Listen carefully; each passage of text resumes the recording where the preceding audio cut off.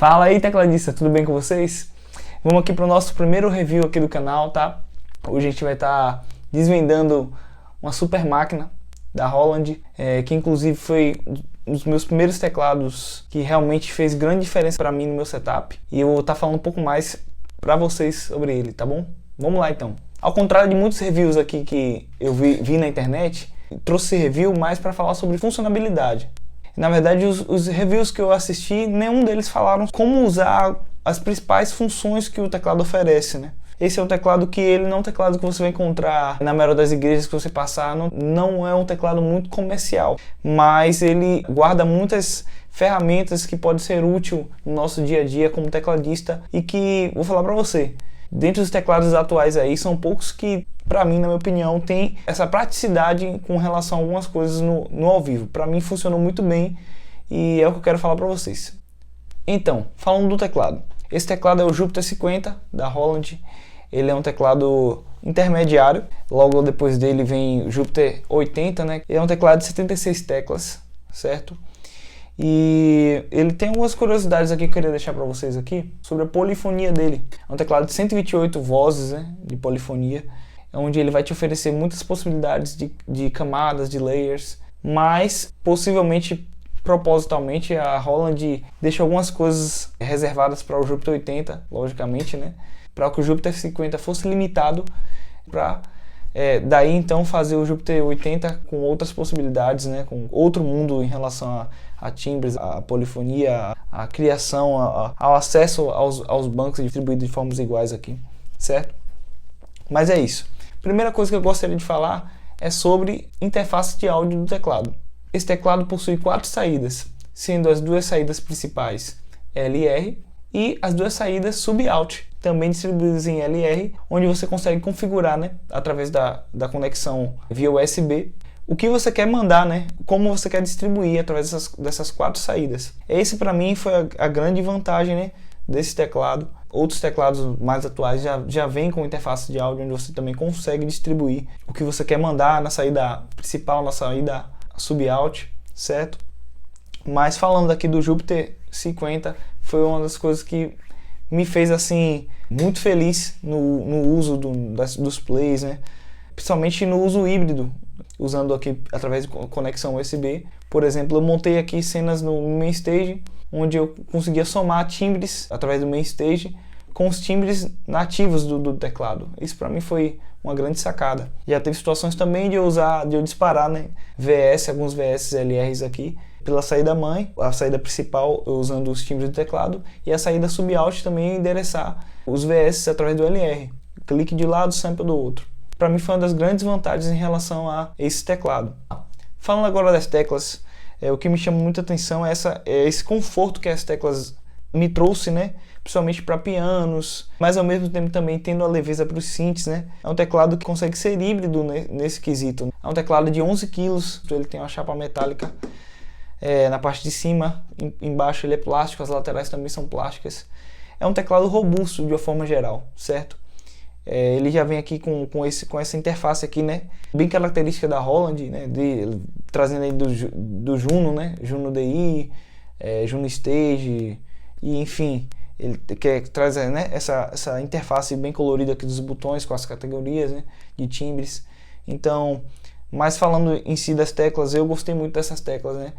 Vou te falar que hoje é difícil achar um teclado intermediário com essas teclas. Você, por exemplo, você vai ter o MODX da Yamaha, que é um super teclado no que diz respeito a um teclado moderno, a timbragem, as possibilidades, mas deixou muito a desejar nas teclas, né?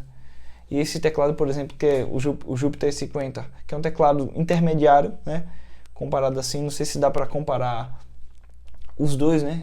De repente o MODX, porque são de épocas diferentes, né? São propostas diferentes, mas no quesito de teclas, realmente é um teclado diferenciado dos demais, principalmente dos atuais, né?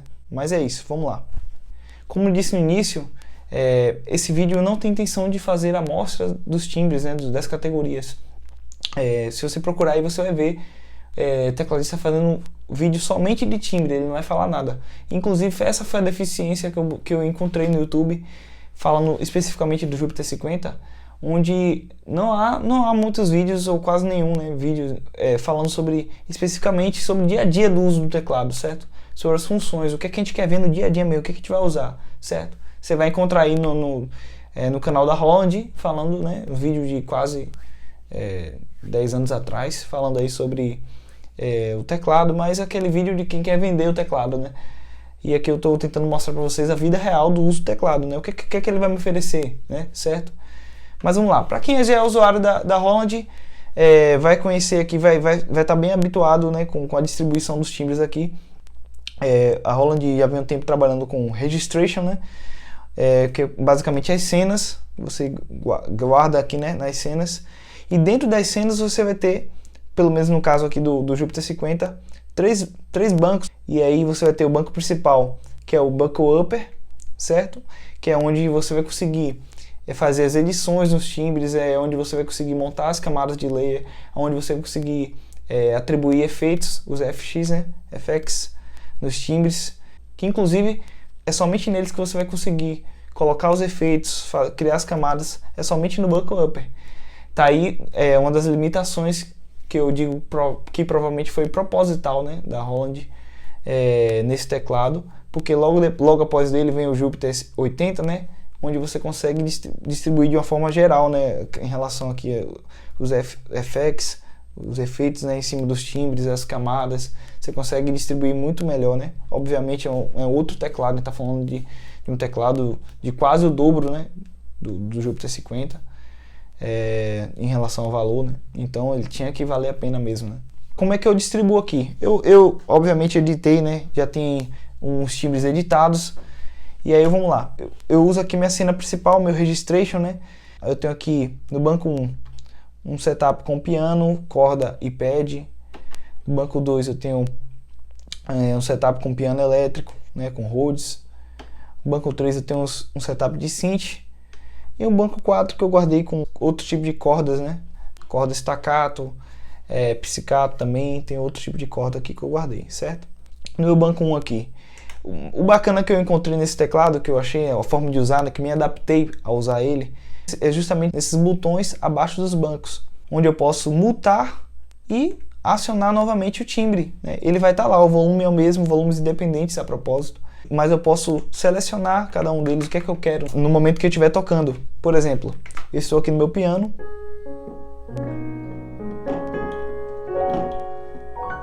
aí eu quero o pad agora, né?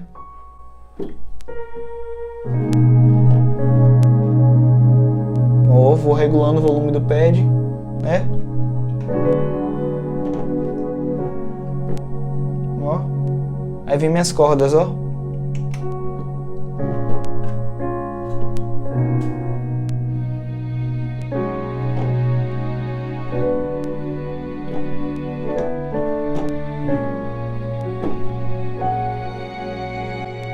Certo? Vamos lá. Eu acionei as cordas, vocês perceberam, né, que eu acionei o volume, acionei o botão, mas ele não entrou as cordas porque eu estou usando as cordas pelo pedal de expressão aqui, certo? Mas vamos lá. E eu consigo deixar já pré-configurado os volumes através do botão Write aqui, que é o botão onde eu faço, né, onde eu salvo as programações que eu faço, certo? O que mais? Vamos lá. E aí eu consigo ter esse controle independente aqui dos volumes, certo? O bacana também é que ele não tem o corte, né? O famoso corte na mudança dos timbres, né? Enquanto eu estiver transitando no mesmo registration, né, eu posso fazer a mudança aqui, ó. Enquanto eu estiver pisando no pedal, o timbre não corta. Isso que é o mais bacana, certo? E agora eu vou vir pro meu piano elétrico, ó. Vocês perceberam? Quando eu fiz a mudança aqui, ó, pronto, tô pisando no pedal, mas vamos mudar aqui, ó. E agora quando eu tocar novamente e tirar o pé do pedal, aí o timbre corta de verdade. Certo? Tá aí uma grande vantagem, né, dos teclados, de muitos teclados atuais a propósito, né? Outra função também muito bacana aqui que eu encontrei nesse teclado, que a propósito deve ter em outros teclados da Holland também, né? É esse botão Alternate. Essa função Alternate ela vai estar presente aqui no Buckle Upper e também no banco Solo, certo? E aí, o que é que essa função faz, né? Além dos 3 timbres aqui que eu já tenho pré-definido em cada cena, eu consigo também ter mais 2 timbres, né? Pré-definidos, obviamente, também através do alternate, né? Por exemplo, vamos lá, tô aqui tocando, né? Acionei minhas cordas aqui.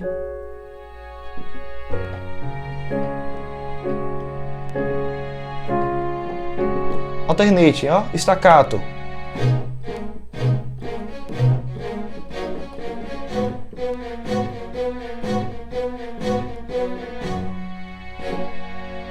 Outro piano. Novamente, alternate.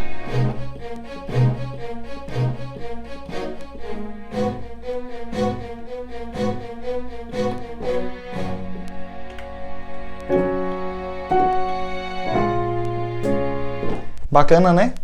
Isso é muito prático na hora que a gente estiver tocando, porque a gente não vai se preocupar muito com as trocas de timbres, né? Tá aqui no alternate, já deixei aqui e tal.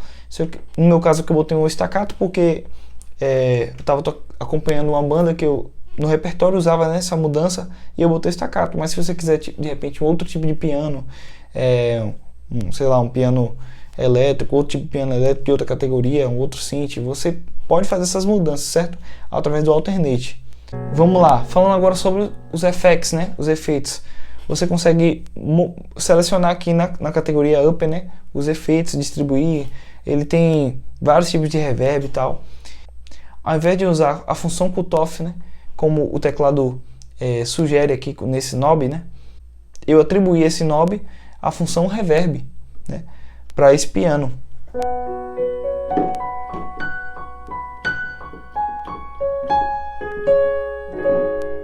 Sendo que ele já tem aqui um botão geral do reverb, né, onde eu posso desligar para ele ficar totalmente seco, né? Mas além disso eu também consigo aumentar, né, o tamanho, né, do reverb. E além do reverb você pode atribuir para outra função também, para um delay, de repente configuração de delay. No meu piano elétrico também atribuí essa função reverb, certo? Já no synth aqui, ó, eu mantive a opção do cutoff, o que era mais útil para mim nesse momento, certo? Mas você pode, dentro da cadeia aqui de efeitos, né? Você pode atribuir a função aqui para esses 2 knobs, né? Dentro daqui da categoria Control, né? Onde tem outras funções também, né? Você consegue endereçar, né? Outras funções dentro dos efeitos, né? Para esses 2 knobs. E para finalizar, eu queria falar um pouco sobre como estão distribuídas as bibliotecas de timbres desse teclado, né? Como falei no início, eu não vou fazer amostra dos timbres, né? Não é a função desse vídeo, não é a intenção desse vídeo, mas eu queria falar um pouco sobre a categoria Upper e a Solo, né? Que são as principais aqui em relação a timbres, a quais a gente pode ver uma variedade maiores de timbres, né? A gente vai ter aqui o banco Lauer, mas basicamente ele compartilha da mesma biblioteca do banco Solo. Mas vamos lá, a gente vai ter aqui praticamente todas as categorias que a gente usa, né? Dentro dos acústicos, dentro também dos synths, né? No banco Upper, nosso banco principal. Logo, você vai perceber que a qualidade dos timbres são diferentes. Mas quando a gente vai para o banco Solo, você vai perceber uma variedade de timbres para instrumentos acústicos, que não tem, por exemplo, no banco Upper, né? Alguns timbres de categoria de sopro principalmente, mas você vai perceber notoriamente essa qualidade maior no banco Upper. Isso aí é inegável. Então é isso, gente. Eu finalizo por aqui esse review. Tentei ser bem sucinto aqui, falando das principais funções que para mim foram muito úteis durante o uso desse teclado, principalmente no que diz respeito aos plays, né? A vida real ali, né? O que vai ser útil mesmo, como usar esse teclado, né? Que pode ser, pode compartilhar a plataforma com outros teclados também da Roland. Você pode estar buscando essas funções. Se você de repente tinha visto esse botão alternate e não sabia para que servia, sei lá, no Juno DI, no Juno, não sei se tem, mas você pode estar buscando aí no seu teclado, no seu Roland, o que é que ele compartilha dessas funções que eu compartilhei com vocês, certo? Então é isso. Grande abraço e até a próxima.